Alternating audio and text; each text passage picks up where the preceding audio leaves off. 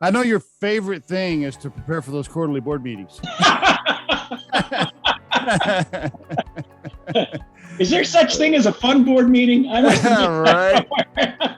Yeah. I remember, I never had to do it for a public company, but I remember coming out of those quarterly board meetings, and I would just purposely, whatever the afternoon or the evening was after a board meeting, I would make sure it was totally blocked out, because I would just be completely drained. I mean, I would come out of those going, okay, I can't do anything else the rest of the day except for maybe open up a glass of wine and sit here and veg out for 2 hours. And that's pretty much what I do. It is stressful. You know what, though? The older I get, the more I look at that process, though, as purposeful. Oh, yeah.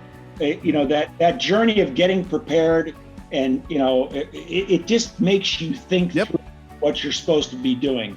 But it is stressful, and you want to make sure that you don't get, you know, caught in the gotcha questions that always seem to pop up in a board meeting or an investor meeting. The best you can do is be prepared.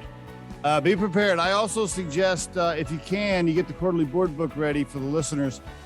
I used to send the information to the challenging board members a day or two in advance, where I'd be like, okay, this guy right here, I know is gonna shoot holes and stuff, so I'm gonna drop this over here and be like, Fred, listen, hey, here's the stuff. I thought maybe you might want to call me one-on-one before the meeting.